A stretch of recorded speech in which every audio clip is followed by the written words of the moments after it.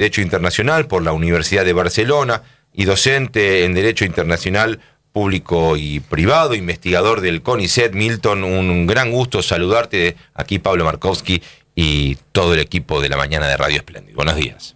Hola, buenos días, Pablo. Muchísimas gracias por el llamado. Y bueno, estoy abierto a lo que me quieras preguntar.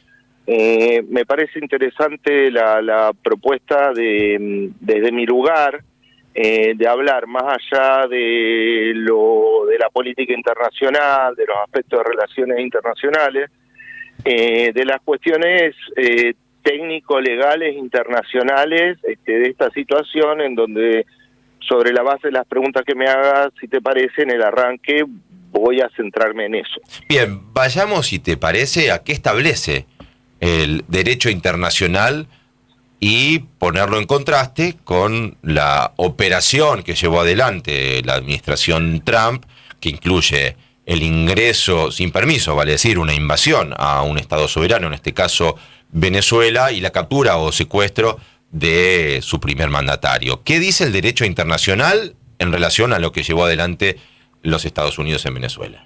Bueno, básicamente no conozco norma, porque lo he repasado de que esto está sucediendo, que lo avale. O sea, lo que ha realizado Trump y los Estados Unidos, desde cualquier norma del derecho internacional que lo quieras ver, es absolutamente ilegal. Pero hay un aditamento, es ilegal también desde el derecho interno de los Estados Unidos. Porque la Constitución de los Estados Unidos establece que los Estados Unidos, para ingresar en un conflicto bélico, requiere autorización del Congreso. Que no nos es extraño a la República Argentina, porque sin ir más lejos, Sarmiento, uno de los grandes autores de nuestra Constitución, y que fue embajador en los Estados Unidos antes de ser presidente, esa misma norma es la que introdujo en las atribuciones del Congreso de nuestra Constitución. O sea que Trump lo que acaba de hacer fue en violación de su derecho interno y en violación del derecho internacional. ¿Qué consecuencias, a tu entender, si viviéramos en otro mundo en donde lo que se impone no es la fuerza, sino la razón? Vale decir, el derecho puede caberle a Trump, a la administración de los Estados Unidos, por violar ese derecho internacional, y puertas adentro, como bien señalás, es inconstitucional la operación en Venezuela porque no tiene esa autorización del mismísimo Congreso de los Estados Unidos a la que haces referencia. ¿Qué consecuencias se enfrentaría en caso de aplicarse el derecho internacional y el interno en los Estados Unidos? Bueno, en el caso del derecho interno de los Estados Unidos, estaría el mismo elemento que tenemos nosotros, que es el juicio político. Estos son reglas que es como que en el siglo XX se han consensuado. Es regla que en la Argentina hemos aprendido. A mí me puede gustar o no un poco más, un poco menos Milei u otro que sea presidente. Lo único que yo sé es que o espero que termine y hay elecciones, o el Congreso le hará un juicio político. Pero eso es lo consensuado como sociedad. Esa es la regla democrática.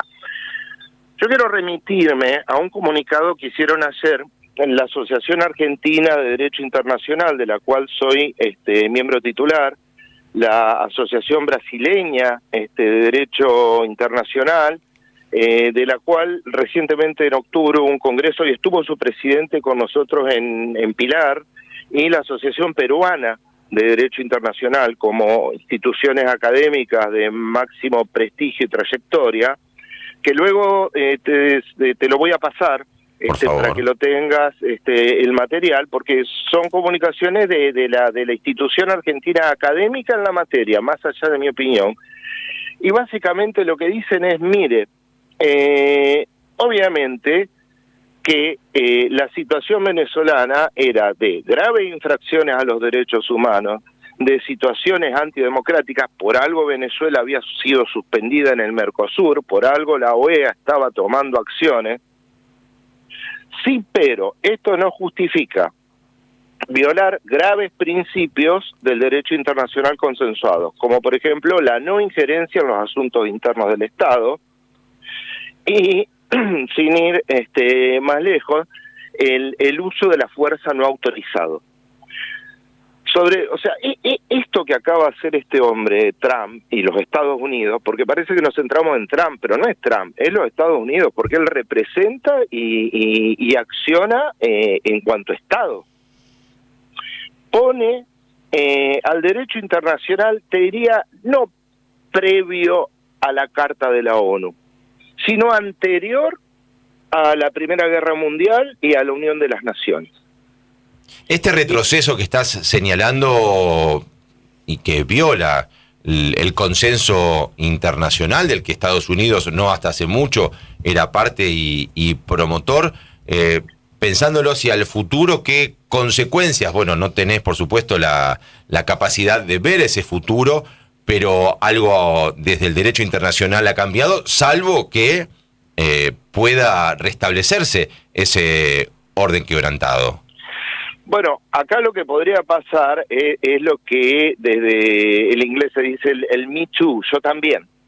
Entonces, mañana China, y no sé si con más derecho, dice, bueno, tomo mis derechos sobre Taiwán. Sí. Esto avala, justifica, legitima la invasión rusa a Ucrania. Bueno, sin ir más lejos, perdón la interrupción, me preguntaba, y hago esta pregunta retórica, ¿qué tiene que hacer Estados Unidos en Venezuela? Lo mismo que el Reino Unido en las Islas Malvinas. Nada, es coloniaje siglo XXI. Sí, totalmente. A ver, acá, si lo queremos ver desde lo político, sí, es un coloniaje. A ver, si se analiza el discurso de Trump, menciona 35 veces la palabra petróleo. Sí, cero democracia. Pero acá hay otro tema, ¿no? Estados Unidos sí habla mucho de derechos humanos, esto y lo otro. La gran pregunta es, ¿por qué Estados Unidos no quiere ni forma parte de la Corte Interamericana? ¿Por qué Estados Unidos, cuando pone una base que está pretendiendo hacerlo en la Argentina a través del Comando Sur, Ushuaia, esto y lo otro, hace firmar tratados de inmunidad absoluta sobre sus soldados? O sea que cuando hablamos de inmunidad absoluta es en el punto de que pueden cometer el delito que te imagines cualquier soldado americano en el extranjero y no puede ser juzgado. ¿Por qué Estados Unidos no quiere formar parte de la Corte Penal Internacional, que es donde se debería llevar a este señor Maduro? ¿Y cuál es tu respuesta al respecto? No le interesa el derecho internacional o lo toma como le parece, y hoy en día siempre lo habían hecho de manera más sutil. Hoy, de manera explícita, volvió el total uso y predominio de la fuerza. Si se usa como regla una situación excepcional, que es el uso de la fuerza, y se hace de manera ilegal, lo que se nos viene como humanidad podría ser de consecuencias imprevistas. Pero vayamos a lo que está ocurriendo en los tribunales de Nueva York. Si me permitís, Pablo, sí, por favor. Hay una cosa que le quiero, para que entienda la gente, porque la gente pregunta ¿por qué la ONU no hizo nada? Entonces, hay una cosita simple que quiero contar rápido para que lo comprenda la gente. A partir de la Segunda Guerra Mundial y con lo que pasó con el nacionalsocialismo, se dijo nunca más el uso de la fuerza, entonces vamos a diseñar Naciones Unidas, dentro de Naciones, Consejo de Seguridad. El uso de la fuerza solamente se permite con autorización del Consejo de Seguridad o por legítima defensa, individual o colectiva. El Consejo de Seguridad tiene 15 miembros, porque se reunió ayer y esa noticia la tenés fresca. Y de esos 15 miembros vos tenés 5 permanentes. Con derecho a veto. Claro, de los 5 permanentes están los 5 oradores: China, Inglaterra, Francia, Rusia y Estados Unidos, que tienen lo que se llama el derecho a veto. Es decir, una resolución que ellos quieran tomar, si uno veta, no funciona. Entonces, eso hace que las autorizaciones del uso de la fuerza se vean frenados según los intereses políticos. Es decir, en el momento en el que el Consejo de Seguridad quiere decir es ilegítimo que Rusia invada Ucrania, Rusia lo veta. En el momento en que se dice es ilegítima la situación humanitaria en Gaza respecto a Israel, Estados Unidos lo veta. Si hoy se quisiera tomar alguna medida sobre esto, y ahí queda trabado, es lo que se llama el déficit democrático de Naciones Unidas y del Consejo de Seguridad. Y entonces, en esta legítima defensa, se dijo, bueno, legítima defensa individual o colectiva. ¿Cuándo funcionó esto? Fue con lo de Irak, que ya lo recordaremos. Sí, claro, las armas de destrucción masiva, bien, gracias. Recordemos el antecedente de había armas de uso masivo. Bueno, yo no sé si sí o si no, puede ser posiblemente que el señor Maduro tenga que ver con el narcotráfico. Ahora, a raíz de esto, una asesora presidencial muy conocida que se llamaba Condoleezza Rice, dijo, bueno, vamos a crear la doctrina de la guerra preventiva, que fue a través también de un profesor de Harvard que se llamaba Huntington, pero no me quiero poner muy académico. Entonces, con el tema de la guerra preventiva, Estados Unidos justifica o le busca la vuelta al uso de la fuerza por fuera del consenso de Naciones Unidas, arrogándose atribuciones, y desde ahí el tema de la legalidad internacional, de la supuesta... Queda claro, no Milton. Es Milton Feullade, él es doctor en Derecho Internacional por la Universidad de Barcelona, investigador del CONICET. Te hago una más y ya abro el juego a mis compañeros. Me interesa particularmente saber... preguntar sobre Nueva York y eso. Sí, quería, según tu entender y saber, si puede ser declarado nulo el juicio que le están llevando adelante las acusaciones en este contexto que vos también describís a Maduro y a la primera dama. Bueno, a ver, esto yo también lo quiero traducir para que la gente lo vea en un ejemplo doméstico. A Maduro lo secuestraron. Estamos de acuerdo que el señor Maduro tenía graves problemas democráticos en Venezuela, pero fue secuestrado, es secuestro. Y yo te lo voy a traducir al derecho interno. Vamos a suponer que cualquiera de nosotros hoy comete un grave delito. Entonces ingresa una fuerza de seguridad sin orden de allanamiento, te llevan detenido a un lugar que no conoces, te ponen un abogado y vos no podés elegirlo, y te juzga un juez que lo pone el mismo señor que te secuestró. Creo que nosotros en la Argentina esta historia del 76 en adelante, claro, la conocemos la historia, ¿no es cierto? Bueno, ayer decíamos que es el mismo país, los Estados Unidos, con otra administración, que hoy entra e invade Venezuela.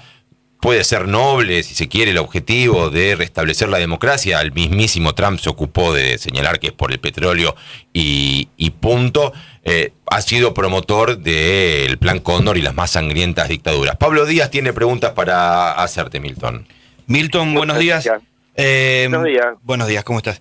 El Congreso de Estados Unidos ya empezó a jugar sus cartas ya desde ayer. Melania Stansbury habló de la representante de Nuevo México, habló de ataques ilegales y que el presidente no tiene autoridad para hacer lo que hizo, pero en contraposición a eso, Mike Johnson, que es el representante de la Cámara de Diputados, habló que las acciones de Trump fueron decisivas y justificadas. ¿Cuáles son los argumentos que esgrimen para que con un mismo hecho haya opiniones tan distintas y cómo las justifican? Bueno, ahí hay como una línea delgada, que es la siguiente. Digamos, una cosa es la acción militar de un grupo Delta que secuestra un criminal internacional para los Estados Unidos y se arroga el derecho de juzgarlo ellos mismos, violando todo tipo de garantías procesales que también están mundialmente consensuadas. Mira, hay un antecedente en la Argentina que quiero que lo recuerde la gente, que fue el secuestro de Adolf Eichmann. Claro. Porque para que la gente, Adolf Eichmann fue el arquitecto del Holocausto. Creo que no debe haber, fue una de las bestias más grandes que existió en la humanidad. Y la Mossad en 1960 lo secuestra, lo juzga y lo ahorca en Israel. Bien, ¿esta persona merecía ser juzgada y condenada? Obvio, sí, por supuesto. ¿Se puede ingresar a un país, secuestrar a una persona y arrogarse la función de juzgarla y ahorcarla? No, porque abre un precedente muy peligroso, que es la venganza.